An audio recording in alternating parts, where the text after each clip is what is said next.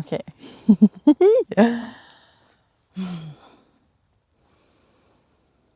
Il y a quelques jours, j'ai fait mon premier trip sous psychédélique et je vais vous le raconter. Je vais vous raconter mon trip comme je l'ai vécu et il est important de comprendre que tout ce qui va être transmis par la suite tire ses explications de mes compréhensions personnelles, de ce qui existait déjà en moi et de mes croyances. Aussi inconscientes soient-elles. Je prends les champis, 40 grammes.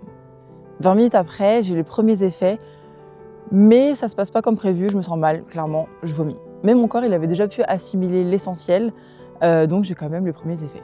Je m'allonge, je mets la playlist de John Hopkins, je ferme les yeux et c'est parti. Pour mon trip, j'avais mis l'intention de partir explorer, clairement d'être à la découverte de la psilocybine, de juste être en exploration de ce qui allait se passer en moi, de découvrir un petit peu, d'être ouverte à tout ce qui allait se passer, sans jugement, sans forcément essayer d'être trop dans le mental ou quoi que ce soit, juste d'être présente. Au moment du trip, je ne suis pas seule, je suis avec mon copain Amaury, on vit le même processus ensemble. Très vite après les premiers effets, je commence à déconnecter quand je suis allongée, que je ferme les yeux. J'ai plus trop conscience de où je suis, de ce que je suis en train de faire, mais je me rappelle que la sensation, elle était hyper agréable. Du coup, ça me met encore plus dedans. Je commence à être absorbée par l'expérience et à ce moment-là, je prends conscience que le temps n'a aucune valeur. Il n'existe pas. Tout n'est pas clair, forcément, dans le trip, et je sais très bien que je pourrais pas me souvenir de tout, mais ce dont je me souviens est forcément l'essentiel, le plus important, et je vous le transmets. Alors dès le début, il y a une évidence, je ne suis pas seule. Il y a une présence, un observateur, quelque chose plus haut, un autre, qui est là. Cette présence, je dirais qu'elle est plutôt réconfortante et bienveillante. Je me sens bien avec. Au début, je la reconnais pas. Je sais que d'une façon ou d'une autre, je suis comme reliée à cette présence, mais je sais pas encore comment. Puis finalement, je me dis que juste c'est une présence qui fait partie de moi. C'est ce que je ressens. Puis finalement, je la reconnais. Cette présence, ou du moins je pense la reconnaître, cette présence pour moi, c'est Dieu. Et il n'y a pas d'image précise, juste à ce moment-là, je sens que je le sais, je ne me pose pas forcément de questions. Après cette réalisation, je déconnecte totalement, encore plus. Et c'est simple, je vis une séance de Life Force Activation. Pour ceux qui connaissent, en gros, c'est une méthode de libération émotionnelle où le corps, en gros, vient libérer des tensions accumulées par l'état modifié de conscience. Donc c'est par la musique et par le souffle. Donc voilà, le corps fait un petit peu son travail, je crie, je rigole, je pleure. Et mon corps, je me rappelle qu'il est en position fétale à ce moment-là, il est blotti contre mon copain, Amaury, et il cherche un peu sa place. Il essaye de se trouver une sorte de refuge. Je me rappelle vraiment essayer de me blottir, d'enfoncer ma tête en lui. Et ce qui est marrant, c'est qu'à ce moment-là, j'ai cette sensation, ce genre de flash où je suis dans son ventre. À mon copain, je suis dans son ventre au moment de la conception du bébé. Donc c'est assez courant lors de méthodes de libération émotionnelle, parce que j'en fais quand même régulièrement. Donc c'est assez courant d'avoir ce genre de sensation, parce que forcément le corps, pour se libérer, des fois il va venir réactiver des mémoires pour enclencher la libération émotionnelle, etc. Donc la mémoire de naissance, c'est quelque chose de très important. Et voilà, donc c'est assez spécial d'avoir ça envers mon copain. Mais bref, c'est l'une des choses que j'ai pu voir. Donc le trip continue comme ça pendant je ne sais pas combien de temps. Et au bout d'un moment, je change un peu de mood, je switch entre guillemets, et je me rappelle que je suis ici avec Amaury. Et à ce moment-là, le désir sexuel prend place. Donc j'ai très envie de connecter avec lui, mais clairement impossible de passer à l'action. Je sens que le désir, il va être gâché par l'acte sexuel et que je peux aller beaucoup plus loin avec cette énergie. Donc à ce moment-là, je comprends quelque chose que je savais, mais que j'avais encore jamais vraiment expérimenté ou senti, vécu, etc. Je comprends que l'énergie sexuelle, c'est une énergie de création, et que l'utiliser juste dans l'acte sexuel, etc., quand elle est consommée, c'est clairement une perte de pouvoir. J'ai un souvenir hyper clair pendant le trip où vraiment j'ai la pensée de me dire j'ai vraiment hyper envie, mais là vraiment si je le fais, c'est clairement du gâchis. Genre, je dois entretenir cette énergie en moi, je dois la laisser circuler, je dois la laisser prendre de la place, clairement je peux, et laisser cette étape pour, un autre moment. Bref, mais là maintenant, vraiment si je fais circuler cette énergie en moi, je peux faire trop de trucs. Genre, je sens ce truc de création qui monte. C'est là que je comprends un enseignement que j'avais déjà entendu. Je comprends ce que les yogis appellent les ojas. Donc, dans les traditions yogiques, l'énergie sexuelle, elle est super importante, elle est extrêmement puissante. Elle va venir représenter la vitalité, vraiment la clarté mentale, la conscience, la confiance, la création. Et quand on laisse circuler cette énergie, elle va venir nourrir les centres supérieurs. Donc ça va être le cœur, la gorge et la vision. Donc ça, c'est assez important. Donc ça va être relié à l'intuition. Voilà. Ce qui en ressort de cet enseignement, c'est que quand on laisse l'énergie circuler et au lieu de la consommer, ça va devenir une force durable et vraiment stable, quelque chose d'ancré. Alors que quand on vient la consommer par l'acte sexuel, en fait, elle va plutôt venir se dissiper et perdre de ce pouvoir de création. Donc c'est quelque chose qui est très étudié, qui est assez courant, et moi-même dans mon entourage, c'est quelque chose voilà, de très pratiqué, notamment pour les hommes, au moment de l'éjaculation. Donc voilà, j'en avais conscience, mais là, à ce moment-là, clairement, quand j'étais au moment T, je sentais que j'avais envie de construire quelque chose. Il y a vraiment la notion de bâtir, de création, vraiment quelque chose de grand, de phénoménal, un truc qui allait être surpuissant, mais qu'à partir de cette énergie-là, vraiment, c'était en cultivant cette énergie que j'allais pouvoir accéder à une création qui allait être vraiment, très clairement de l'ordre du divin, un truc surpuissant. Donc ça, voilà, c'est l'un des trucs que j'ai pu ressentir dans mon trip, qui était vraiment, je trouve, super beau, très intéressant et très enrichissant. Ça vient remettre la place de l'acte sexuel à sa place, entre guillemets, ça vient remettre cette dimension un peu sacrée et pas juste consommer pour consommer, mais vraiment reprendre conscience que cette énergie, vraiment, quand elle est bien utilisée, c'est un truc de dingue, quoi. Pendant peut-être après 2 heures, je sais pas combien de temps, je crois que le trip il a duré peut-être 5-6 heures, donc après peut-être 2-3 heures, je finis par ouvrir les yeux. Et à ce moment-là, je croise les yeux d'Amaury, qui était du coup en face de moi. Et à ce moment-là, j'ai vu, pour moi, ce qu'on appelle le reflet de l'âme. Et comme dans les expériences tantriques, au plus je restais connectée avec son regard, au plus je tripais à travers son regard, au plus j'avais l'impression d'avoir accès à une dimension nouvelle. Au quotidien, je pense qu'on a perdu un petit peu cette capacité à voir au-delà juste voilà, du regard, à vraiment connecter à travers les yeux. Donc, pareil, les expériences tantriques, c'est un truc que j'avais fait même en plus récemment lors d'expériences. Donc, et même quelque chose que je fais même souvent avec mon copain. Donc, c'est un truc dont j'ai un peu l'habitude. Mais vraiment, avec les champis, il y a encore plus ce truc de connexion, il y a encore plus cette proximité qui fait que on est vraiment absorbé par le regard de l'autre. Donc je commence vraiment à triper à travers son regard, à phaser, à me projeter dedans, à être absorbée, quoi. Et le désir de comprendre ce que je vivais, il était hyper fort, autant que de le vivre. C'était comme si le mental cherchait à maintenir l'ego là où la conscience a accès à s'expand à des concepts qui nous dépassent et qui nécessitent justement de lâcher l'ego. Donc il y a ce petit gap qui se fait, c'est un peu frustrant, c'est vraiment ce gap en fait qui prend place. C'était vraiment comme si je cherchais à comprendre quelque chose qui existait en moi, que je sentais qu'il existait, mais que mon cerveau n'arrivait pas à conscientiser. Alors pendant tout ce temps-là, comme je disais au début, j'avais toujours cette impression qu'il y avait quelqu'un d'autre. Enfin, je dis quelqu'un, il faut bien faire attention aux mots. D'ailleurs, c'est très compliqué d'exprimer une expérience aussi brute que celle-ci à travers des mots, parce que les mots sont extrêmement réducteurs. Les mots mettent des étiquettes, et même à travers tout ce que je dis, même si je dis vouloir l'exprimer sans mental, sans ego, machin, forcément je viens y coller des croyances dans une certaine mesure. Je viens essayer de mettre mes propres mots dessus, là où certaines personnes, vous, quand je vais parler, vous avez vos propres croyances sur les propres mots que je mets. Donc en fait, il y a toujours cette modification un petit peu de la compréhension qui de base est une expérience extrêmement brute et qui se ressent, qui ne s'explique pas. Donc venir l'expliquer, c'est déjà venir modifier la compréhension même, l'expérience brute de l'expérience, du processus. Donc il faut bien comprendre que si des fois j'ai l'impression de personnifier quelque chose, de définir un truc ou d'une autre d'une façon peut-être trop, je sais pas, trop précise, c'est pas le cas. Il faut vraiment rester ouvert. Donc pendant tout ce temps-là, la présence que j'avais nommée au début Dieu était toujours présente, mais en fait au moment où je commence à triper à travers les yeux d'Amaury, je sens que je m'en rapproche. Vraiment, quand je parle de la conscience qui s'expand à des concepts qui nous dépassent, c'est vraiment ça. C'est comme si vraiment l'ego, le mental commence tellement à ne plus être là que l'espace il est rempli par autre chose.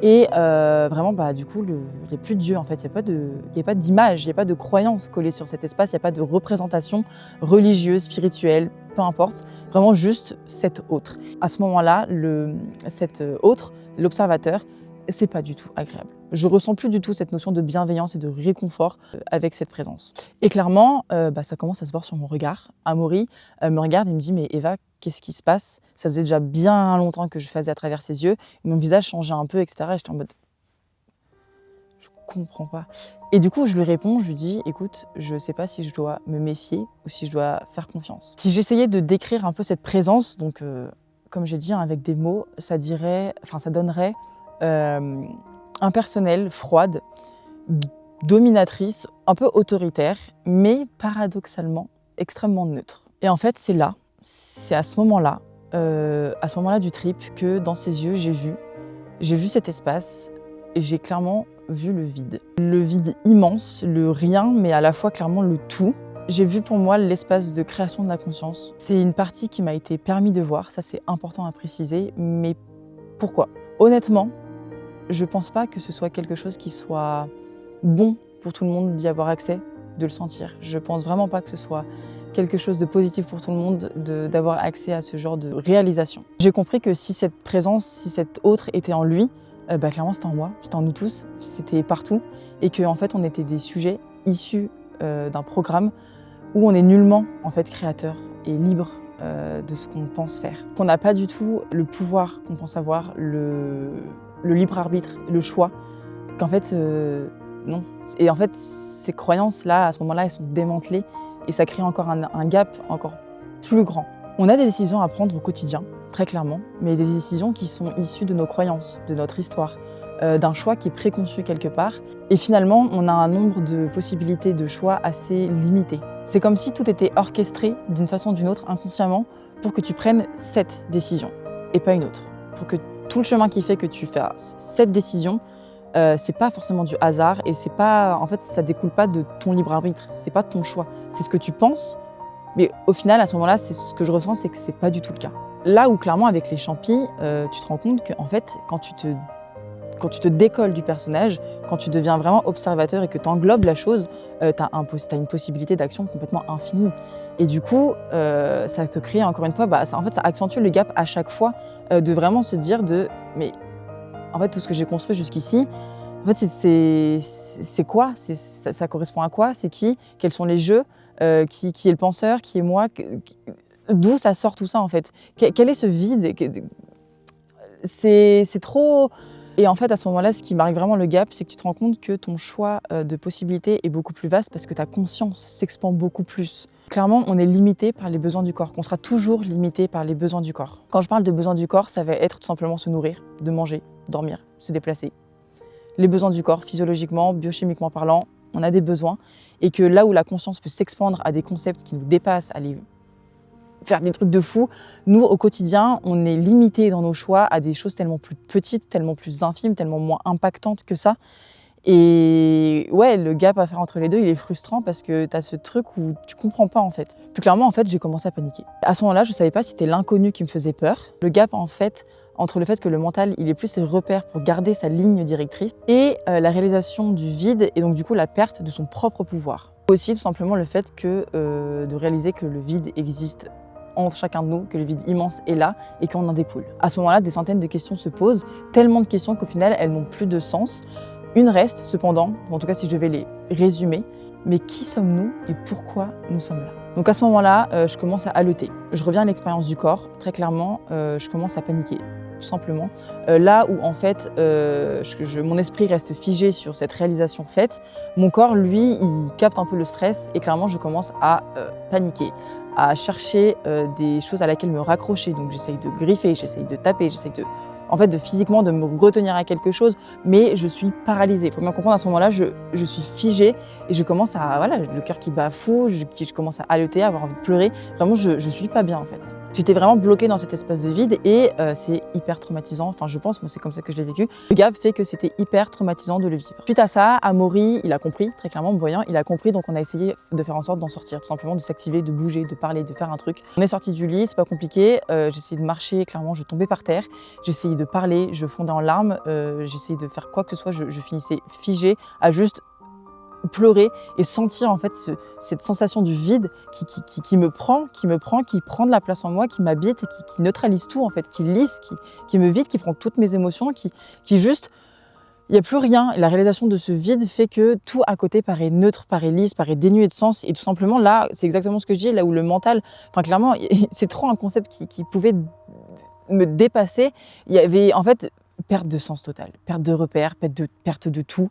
Vraiment l'impression de tomber sur le cul et de plus avoir rien à faire. Genre vraiment, tout ce que je voulais faire, j'étais en mode mais what the fuck. En fait, le gap entre ce que j'avais construit jusqu'ici dans ma vie et cette réalisation, c'était juste trop brut, c'était trop grand. J'avais plus de repères, comme j'ai dit, et chaque action que je faisais, c'était avec le prisme de ce vide immense et de la sensation du vide qui me paralyse. J'ai passé, suite à ça, énormément de temps à phaser, à essayer de revenir, de rephaser, de revenir, de rephaser, à essayer de mettre des mots sur cette expérience. Mais clairement, c'est des mots que je ne trouvais pas, que je ne peux pas mettre sur une expérience aussi brute. C'est pour ça qu'il a fallu du temps pour écrire tout ça, pour essayer de sortir quelque chose. Puis surtout, je voyais le mental, avec tout ça, essayer de se rassurer, de retrouver un petit peu son job, de trouver une ligne directrice, de trouver quelque chose à laquelle se raccrocher, se rassurer, se trouver une histoire, ouais, un sens en fait. Les besoins du corps et le mental, comment c'est lié, j'en ferai une autre vidéo parce que c'est extrêmement intéressant et ce serait trop gros pour en parler ici. Du coup, on a pris une douche, on a pris une douche, on a essayé de s'activer, c'était encore très compliqué, je continuais à haleter, j'étais pas bien, j'étais paralysée, je phasais, je revenais, j'essayais de m'habiller, clairement je tombais en larmes. Bref, au bout d'un moment, Amaury il prend ma tête entre ses mains et clairement, à ce moment-là, je m'affaisse sur moi-même et clairement je le regarde et je lui dis, mais en pleurant vraiment, en pleurant de tout mon corps, je veux dire, il faut que j'oublie, je peux pas continuer dans ma vie, je peux pas continuer ça en ayant vu ça, c'est impossible.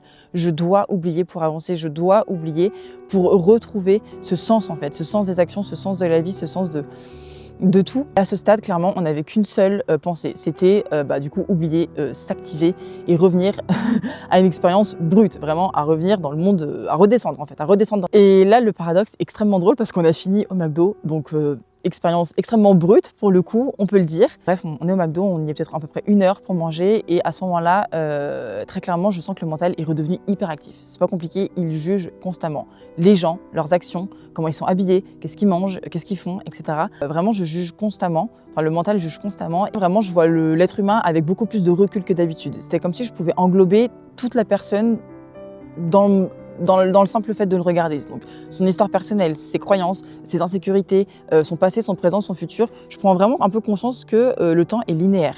Clairement, le temps est linéaire, c'est une suite logique. Et le mental, en fait, j'ai l'impression qu'il est en train de compenser tout ce vide hyper actif, quoi. C'était très particulier parce que depuis ce moment-là, je vois plus du tout l'être humain comme un processus évolutif et indépendant, mais vraiment comme un processus dicté par les besoins du corps. Donc manger, dormir, se déplacer. Et tout ce qui dépasse ces besoins primitifs, c'est rattaché au mental et à l'histoire qu'on se construit. En fait, c'est vraiment un processus qui s'auto-nourrit. Après, on est rentré, le vide toujours très présent et limite grandissant, en fait, avec les sensations des champis qui redescendent. Le vide est limite plus impactant, plus concret, plus réel. On a essayé de passer à autre chose. Pour moi, il fallait passer à autre chose, mais en fait, on a mis une série. J'arrivais pas à rentrer dedans parce que même dans la série, je voyais en fait, je voyais tout dans la série, je voyais le pourquoi ça avait été construit, qu'est-ce qu'ils essayaient de nous faire ressentir à travers la série, pourquoi est-ce que c'était un divertissement, de comprendre même les stratégies dans la série, d'émotions, en fait, vraiment tout voir sans rentrer dedans, de rester qu'observateur, mais plus qu'observateur avec le prisme du vide. Donc il y a vraiment ce truc de, t'es plus dedans, quoi. T'es comme si t'étais trop conscient de tout. Et c'est pas agréable, en fait, c'est pas agréable du tout. Bref, la soirée est passée, on a continué à parler, j'ai continué à extérioriser, ça faisait du bien d'avoir quelqu'un qui nous comprend. À ce moment-là, c'est très important, donc j'ai fini par m'endormir, pas de problème. Depuis, la sensation du vide, elle reste en arrière-plan, mais je sais que tout est fait pour l'oublier. Ça m'arrive très souvent de retourner dans cet espace, de phaser, de me retrouver happée par cette conscientisation, par cette réalisation, de sentir que le mental, il comprend pas en fait, et de voir le malaise s'installer. Juste parce qu'en fait, j'ai plus de choses à laquelle me raccrocher. C'est pas forcément très agréable, hein, forcément. À ce moment-là, c'est très important d'être bien entouré. Pour moi, en tout cas, forcément, c'est très important de savoir que voilà, on est compris, surtout d'être compris, de pouvoir être entouré, de pouvoir être ramené un petit peu à des expériences plus brutes. Puis de toute façon, les besoins du corps prennent le relais, hein, donc on revient aussi très vite à l'expérience d'être humain. À l'heure d'aujourd'hui, je processe encore cette expérience, je fais encore du travail sur moi pour comprendre le tout, je comprends des choses au fur et à mesure, je remets d'autres en question, et puis surtout, je prends du recul, je comprends également que c'est quelque chose qui est vu avec un certain prisme,